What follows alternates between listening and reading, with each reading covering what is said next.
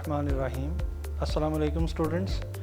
As you know tenses का एक सिलसिला चल रहा है, जैसे कि प्रेजेंट इंडेफिनिट लेक्चर 1 था जिसमें आपने प्रेजेंट इंडेफिनिट के अफर्मेटिव, नेगेटिव, इंटरोगेटिव सेंटेंसेस जो हैं उनका सीक्वेंस वो सारा मेथड जो है वो आपको बताया गया। अब नेक्स्ट उससे प्रेजेंट कॉन्टीन्यूस, जैसे कि मेरे पास ये जो वाइट बोर्ड है इस पर आप देख रहे हैं कि प्रेजेंट कॉन्टीन्यूस टेंस जो है उसके बारे में आज हमारा ये लेक्चर है। लेकिन लेक्चर स्टार्ट करने से पहले स्टूडेंट्स आपको मैं एक चीज़ बता दूं कि आप सब ने पूरी कंसंट्रेशन से ये लेक्चर सुनना है, देखना है। वो तमाम चीज़ें जो आपको बताई जाएं, जो समझाई जाएं, उन पर फोकस करना है, तब ही आप इन चीज़ों को सीख पाएंगे। वंस अगेन मैं अपने लेक्चर्स में बार बार ये चीज़ आपको पहले भी कह रहा हूँ, वंस अगेन कह रहा हूँ कि ये कोई तफरीह नहीं है, ये एक एजुकेशन है। देखें, आरजीएस के प्लेटफॉर्म पे हम आप लोगों के लिए अगर इतनी मेहनत कर रहे हैं, आरजीएस आप लोगों के लिए इतनी मेहनत कर रहा है आपको ये चीज़ें सिखाने के लिए, तो आप लोगों को चाहिए कि अपनी पूरी तवज्जो इस लेक्चर में रखें। तो जब ये लेक्चर्स, बल्कि तमाम लेक्चर जो ऑनलाइन होंगे, आप उन ऑनलाइन लेक्चर्स को बिल्कुल ऐसे ही आप देखें कि जैसे आप एक क्लासरूम में बैठे हैं और टीचर आपको लेक्चर दे रहे हैं, तो पूरी कंसंट्रेशन से आपने वो लेक्चर सुनने हैं और जो चीज़ें आपको समझाई जाएं या बताई जाएं वो आपने समझनी है। और किसी भी प्रॉब्लम की सूरत में आपने व्हाट्सएप पे फीडबैक जो है वो आप दे सकते हैं। तो now let's start students. Present continuous tense is our second tense. Present continuous, जैसे कि आप लोग जानते हैं, कंटिन्यू का मतलब क्या होता है? जानना। कंटिन्यू का मतलब जानना है। तो प्रेजेंट कॉन्टीन्यूस में ऐसे तमाम सेंटेंसेस हैं कि जिनमें किसी चीज़ का, किसी एक्टिविटी का जारी रहना पाया जाता है। मिसाल के तौर पर इसके उर्दू फ़िक्रों को जब आप देखेंगे तो उर्दू फ़िक्रों में प्रेजेंट कॉन्टीन्यूस की पहचान क्या होगी कि उर्दू फ़िक्रों के आखिर में रहा है, रही है, रहे हो, रही हैं, रहे हैं वगैरह आएगा। Students, at this time I am talking about the active voice of present continuous. जो पैसिव वॉइस हैं उनकी बात मैं बाद में करूंगा, लेकिन फर्स्ट ऑफ ऑल ये एक्टिव वॉइस हैं। एक्टिव वॉइस जो होंगे प्रेजेंट कॉन्टीन्यूस के, उसके उर्दू फ़िक्रे को जब आप देखेंगे तो उर्दू फ़िक्रे को कैसे जजमेंट करेंगे कि ये प्रेजेंट कॉन्टीन्यूस का एक्टिव वॉइस है? तो वेरी सिंपल सी चीज़ है, चूँकि कॉन्टीन्यूस का मतलब जारी रहना है, तो जिस फ़िक्रे के आखिर में रहा है, रही है, रहे हो, रही हैं, रहे हैं, सो ऑन, इस तरह के वर्ड्स अगर किसी भी उर्दू फ़िक्रे के आखिर में आएंगे तो वो प्रेजेंट कॉन्टीन्यूस का सेंटेंस होगा।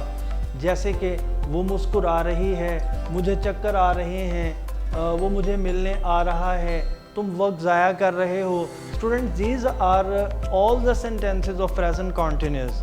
तो प्रेजेंट कॉन्टीन्यूस की जो पहचान है वो आपने सेंटेंसेस के लास्ट में जो रही है, रहे हैं, रहा है, रहे हो, इन वर्ड्स से आपने ये जजमेंट करनी है कि ये जो सेंटेंस है ये प्रेजेंट कॉन्टीन्यूस का है। प्रेजेंट कॉन्टीन्यूस के सेंटेंस को आपने जजमेंट कर लिया, आपको पता चल गया कि ये प्रेजेंट कॉन्टीन्यूस का सेंटेंस है। अब नेक्स्ट चीज़ ये है कि आपने उसको ट्रांसलेट कैसे करना है। तो स्टूडेंट्स, उसके ट्रांसलेशन का जो मेथड है, एज़ यूजुअल सबसे पहले आप सब्जेक्ट लेके आएंगे। सब्जेक्ट के बाद हेल्पिंग वर्ब्स हैं। स्टूडेंट, प्रेजेंट कॉन्टीन्यूस टेंस जो है इसमें 3 हेल्पिंग वर्ब यूज़ किए जाते हैं, इज़, आर और एम। इज़, आर और एम के बाद हमने वर्ब की फर्स्ट फॉर्म के साथ आईएनजी लगाना है। ग्रामर लैंग्वेज में हम इसको प्रेजेंट पार्टिसिपल भी बोलते हैं। प्रेजेंट पार्टिसिपल वर्ब की फर्स्ट फॉर्म विद आईएनजी है और लास्ट में ऑब्जेक्ट आएगा। अगर मैं आसान लफ्ज़ों में आपको समझाऊं तो सब्जेक्ट है, सब्जेक्ट के साथ इज़, आर या एम लगेगा। इज़, आर, एम के बाद वर्ब की फर्स्ट फॉर्म के साथ आपने आईएनजी का एडिशन करना है और लास्ट में ऑब्जेक्ट आएगा। अब ना यहाँ पर एक क्वेश्चन ये है कि इज़, आर और एम की डिवीजन कैसे है? किस सब्जेक्ट के साथ इज़ लगेगा, किस सब्जेक्ट के साथ आर लगेगा और किस सब्जेक्ट के साथ एम लगना है? तो स्टूडेंट, जो आई है, जो फर्स्ट पर्सन है, इसके साथ तो हमेशा एम ही आएगा। आई के साथ एम आएगा। उसके बाद ही, शी, इट और नेम, इनको थर्ड पर्सन भी कहा जाता है, ये सिंगुलर सब्जेक्ट्स में भी काउंट किए जाते हैं, तो इनके साथ इज़ आएगा, जैसे he is, she is, it is, या कोई भी नेम लेके तो उसके साथ इज़ आएगा। इसके अलावा स्टूडेंट्स आपको ये बताऊं कि लिक्विड फॉर्म में जितनी भी चीज़ें हैं, जिस तरह के वाटर है, जिस तरह मिल्क है, लिक्विड फॉर्म में जितनी भी चीज़ें हैं, ये सब सिंगुलर में ही काउंट की जाती हैं। उसके अलावा वी, दे, यू, ये 3 प्लूरल सब्जेक्ट्स हैं और प्लूरल सब्जेक्ट्स के साथ हम आर लगाएंगे। तो स्टूडेंट्स यहाँ पर इज़, एम, आर की 3 डिविजन्स बनी। पहली डिवीजन में आई है, आई के साथ आपने एम लगाना है, उसके बाद रह गया इज़ और आर, तो ही, शी, इट या कोई भी नेम जो होगा उसके साथ आपने इज़ लगाना है, और वी, दे और यू, इनके साथ आपने आर यूज़ करना है। अब यहाँ से अगला स्टेप ये कि आपने एक फ़िक्रे को जजमेंट कर लिया कि ये फ़िक्रा प्रेजेंट कॉन्टीन्यूस का है, फ़िक्रे के आखिर में रहा है, रहे हैं, रही है, आ रहा है, तो ये फ़िक्रा प्रेजेंट कॉन्टीन्यूस का है, फ़िक्रे की जजमेंट हो गई। उसके बाद आपको ये भी पता चल गया कि अब किस सब्जेक्ट के साथ हमने इज़ लगाना है, किस सब्जेक्ट के साथ हमने आर लगाना है, किस सब्जेक्ट के साथ हमने एम लगाना है। उसको करने के बाद अब अगला स्टेप ये कि 3 काइंड ऑफ सेंटेंसेस में जब हम अफर्मेटिव, नेगेटिव एंड इंटेरोगेटिव पे आते हैं, तो स्टूडेंट आपका जो टेंस होता है, एक टेंस को पहचान लेने के बाद कि ये किस टेंस का फ़िक्रा है, उसके बाद सबसे मेन टास्क होता है उसको ट्रांसलेट करना। अब ट्रांसलेशन में जो अफर्मेटिव सेंटेंसेस हैं, जो नेगेटिव हैं, जो इंटेरोगेटिव हैं, ये एक मेन टास्क होता है आपके टेंस का। अगर आप इस पर फोकस नहीं करेंगे तो इसका मतलब आपने कुछ भी नहीं सीखा, इसका मतलब यू विल लूज़ एवरीथिंग। तो स्टूडेंट्स बी कंसंट्रेट, आपने पूरी तवज्जो से जो बात आपको बताई जा रही है, जो समझाई जा रही है, उस पर आपने पूरा फोकस रखना है। अपनी तमाम तर तवज्जो जो है वो आपने इस वाइट बोर्ड पे, इस टेंस पे जो मैं बता रहा हूँ आपको, उसको सुनने पे रखनी है। तो स्टूडेंट सबसे पहला अफर्मेटिव सेंटेंस, जिसको आप मस्बत जुमला भी कहते हैं। मस्बत जुमला वो कि जो ना मनफी हो ना सवालिया हो, ऐसा सेंटेंस जो नेगेटिव भी ना हो और इंटेरोगेटिव भी ना हो, तो उसको आप अफर्मेटिव कहेंगे। अफर्मेटिव सेंटेंस को आप कैसे ट्रांसलेट करेंगे, उसका सीक्वेंस क्या होगा? सबसे पहले हम सब्जेक्ट लेके आएंगे, सब्जेक्ट के साथ इज़, आर या एम आएगा। उसके बाद वर्ब की फर्स्ट फॉर्म के साथ आईएनजी यानी प्रेजेंट पार्टिसिपल, और लास्ट में ऑब्जेक्ट आएगा। अब स्टूडेंट जिस तरह मैंने वो मुस्कुरा रही है, अब इसमें सब्जेक्ट क्या है? वो। मुझे चक्कर आ रहे हैं, इसमें सब्जेक्ट क्या है? मुझे। वो मुझे मिलने आ रहा है, इसमें सब्जेक्ट क्या है? वो। तुम वक्त ज़ाया कर रहे हो, इसमें सब्जेक्ट क्या है? तुम। तो now students there are various subjects in various sentences. In the first sentence वो एक सब्जेक्ट है, इसी तरह यहाँ पर मुझे एक सब्जेक्ट है, इसी तरह वो सब्जेक्ट है, इसी तरह तुम सब्जेक्ट है। तो जब आप एक उर्दू फ़िक्रे को इंग्लिश में कन्वर्ट करें तो सबसे पहले आपने सब्जेक्ट को वेरीफाई करना है कि सब्जेक्ट क्या है। अब सब्जेक्ट को वेरीफाई कर लिया, जिस तरह वो मुस्कुरा रही है, अब वो यहाँ पर शी है। अब इसमें सेकेंडली हमने शी के बाद क्या लगाना है? इनमें से कोई एक हेल्पिंग वर्ब लगाना है। जब आप सब्जेक्ट लगा लेंगे तो सब्जेक्ट के बाद नेक्स्ट प्रोसेस में आपने क्या करना है? कोई एक हेल्पिंग वर्ब यूज़ करना है, इज़, आर या एम में से। अब यहाँ पर शी है, तो शी चूँकि सिंगुलर सब्जेक्ट है, सिंगुलर सब्जेक्ट के साथ हमने चूँकि इज़ लगाना है, तो शी इज़ मुस्कुराना, स्माइलिंग। स्टूडेंट अगर हंसने की बात की जाएगी तो वो लॉफ है, जिस तरह वो हंस रही है, शी इज़ लाफिंग। अगर मुस्कुराना है तो शी इज़ स्माइलिंग। उसके बाद मुझे चक्कर आ रहे हैं, अब इसमें सब्जेक्ट है मुझे, और मुझे को क्या कहेंगे? आई। जिस तरह ये है आई। अब आई के साथ आपको बताया गया था कि आपने सिर्फ एम यूज़ करना है, आई एम। चक्कर आ रहे हैं, इसकी इंग्लिश क्या होगी? फीलिंग डिजी। फील डिजी होता है चक्कर आना, तो फील के साथ यानी feel is the first form of verb, और उसके साथ आईएनजी का ऐड करेंगे, फीलिंग बनेगा, तो feeling dizzy. I am feeling dizzy. वो मुझे मिलने आ रहा है। अब यहाँ वो जब मोनस के लिए आएगा तो शी है, वो जब मुज़क्कर है तो फिर उसके लिए ही आएगा। वो मुझे मिलने आ रहा है तो यहाँ वो की इंग्लिश क्या होगी, ही, और ही के साथ हम क्या लगाएंगे, इज़।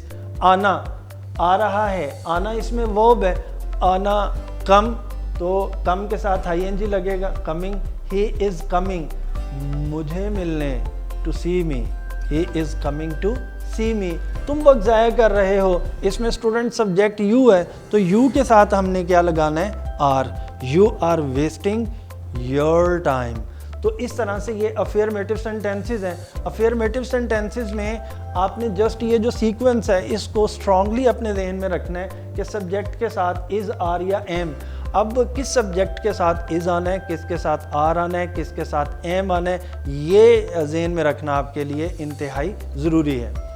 उसके बाद हम आते हैं नेगेटिव पे। स्टूडेंट्स, अफर्मेटिव सेंटेंसेस के बाद नेक्स्ट स्टेप नेगेटिव का है। नेगेटिव में हमने क्या करना है, जस्ट इज़, आर या एम, ये जो हमारे 3 हेल्पिंग वर्ब्स हैं इनके साथ हमने नॉट का एडिशन कर देना है। बाकी सारी तरतीब सेम रहेगी, फ़िक्रा सारा वैसा ही रहेगा, सिर्फ और सिर्फ उसमें नॉट का एडिशन होगा।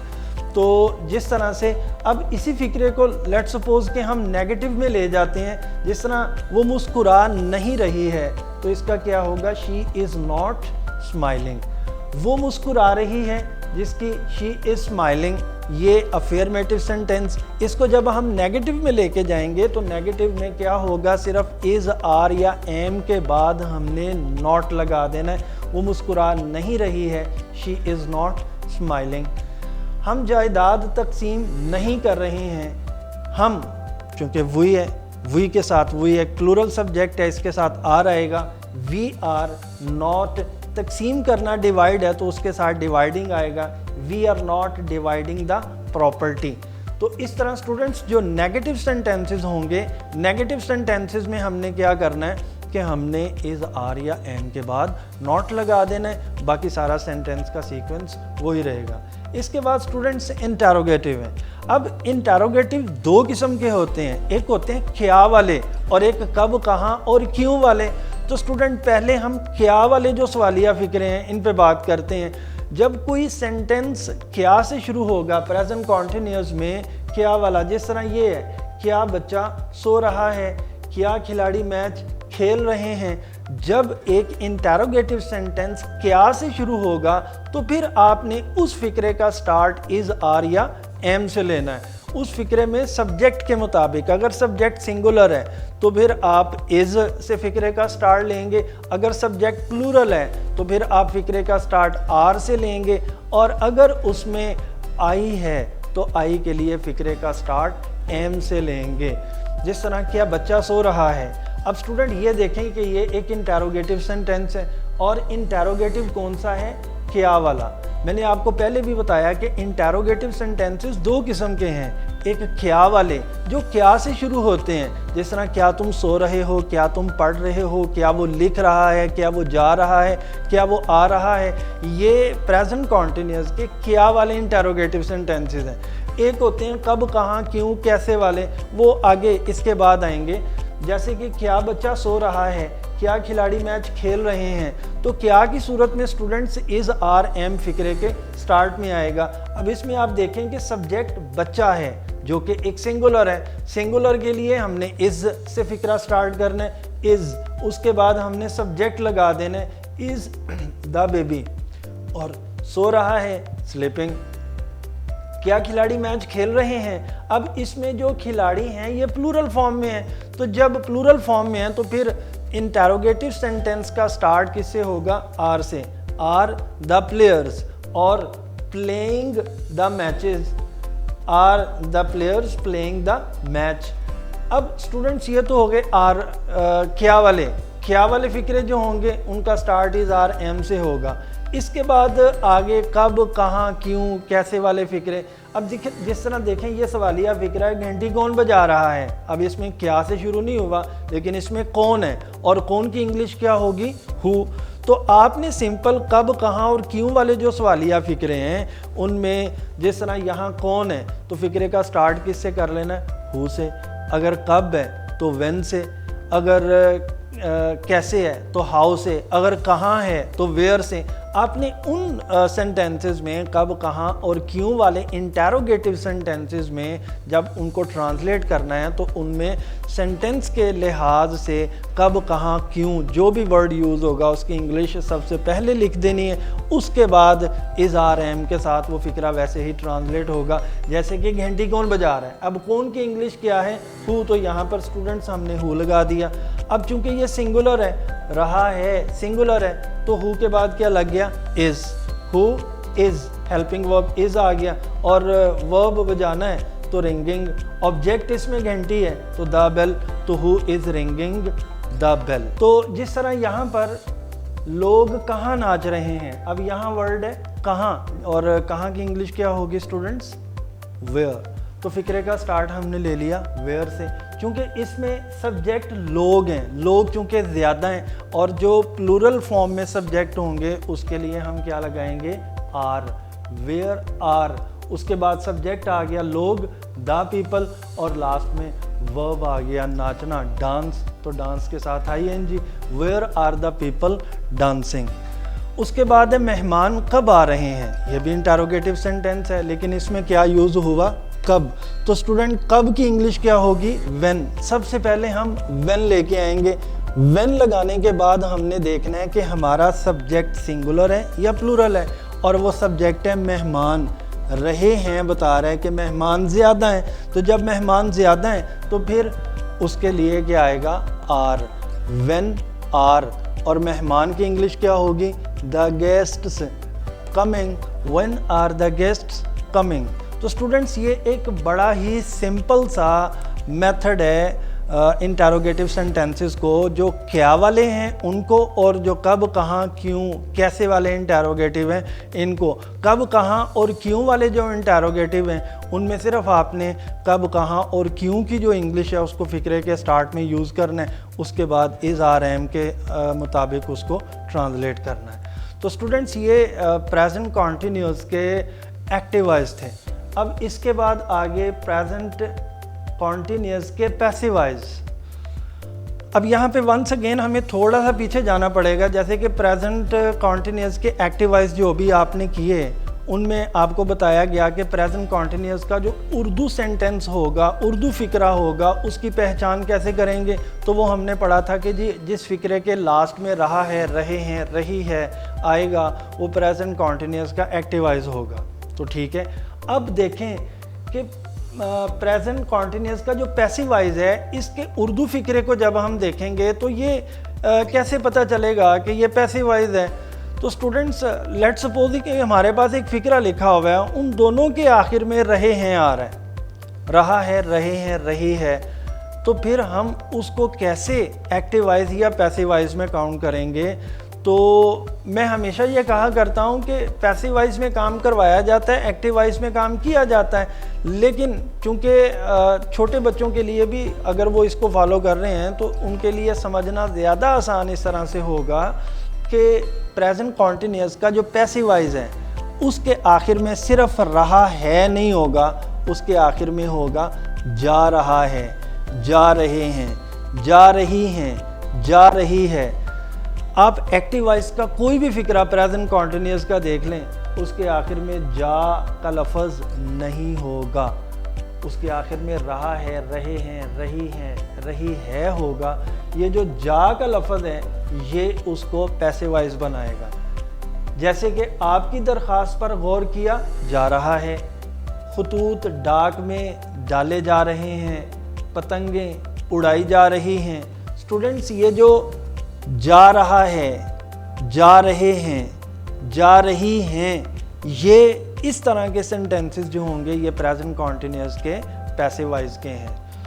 अब वो जो एक्टिव वॉइस के हैं उनमें सिर्फ रहा है होगा, उनमें जा का लफ्ज़ होगा ही नहीं। प्रेजेंट कॉन्टिन्यूस के जो एक्टिव वॉइस के सेंटेंसेस होंगे उनके उर्दू फ़िक्रों के आखिर में सिर्फ रहा है, रहे हैं, रही हैं होगा।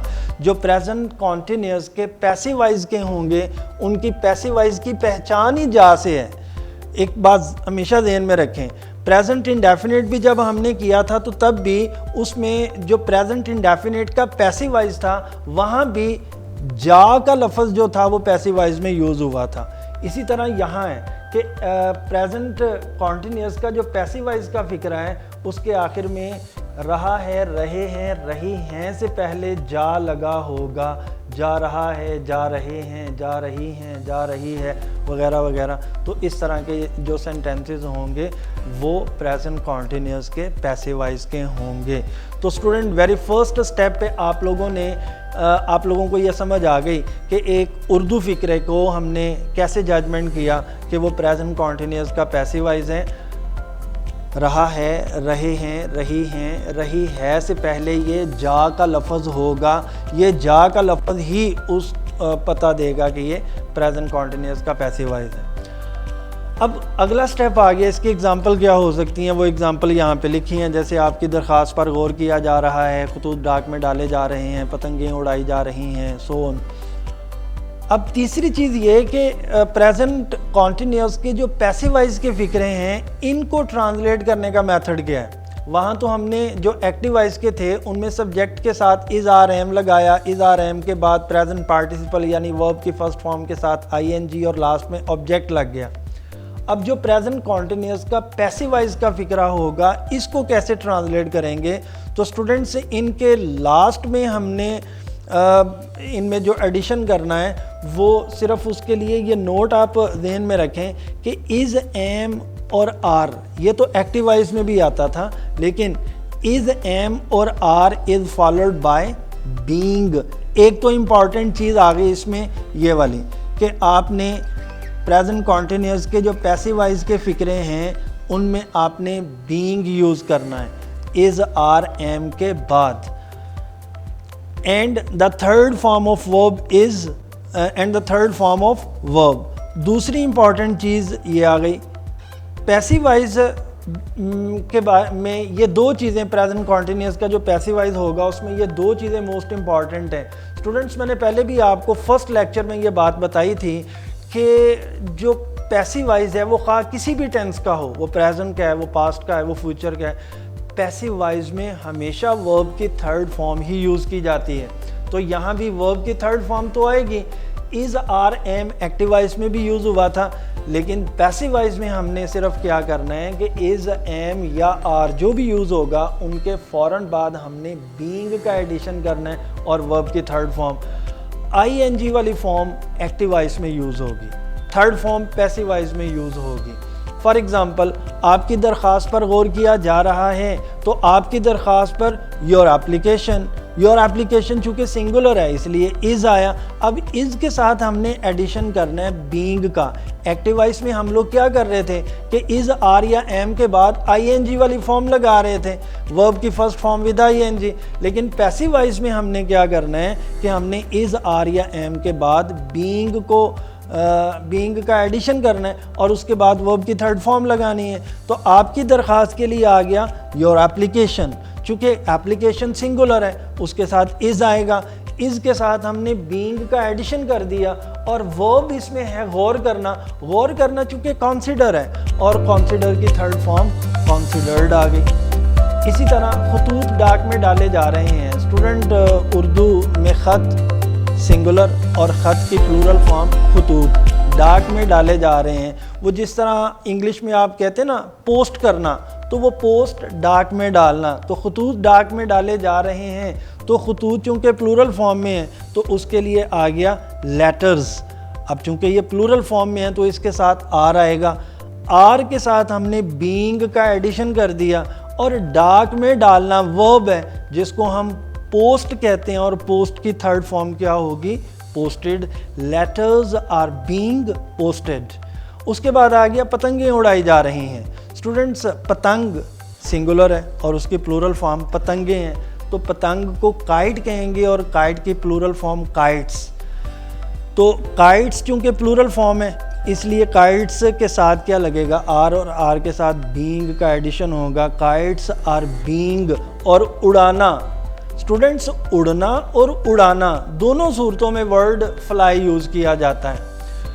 फ्लाई वर्ब भी है, फ्लाई नाउन भी है, लेकिन यहाँ एज अ वर्ब यूज़ हुआ उड़ना या उड़ाना। जिस तरह परिंदे उड़ रहे हैं तो वहाँ परिंदों के उड़ने के लिए भी फ्लाई यूज़ होगा। पतंगें उड़ाई जा रही हैं तो यहाँ पतंगों के उड़ाने के लिए भी फ्लाई आएगा। तो उड़ना या उड़ाना, उसके लिए फ्लाई यूज़ होता है। तो फ्लाई की थर्ड फॉर्म क्या होगी? Flown. Kites are being phloem.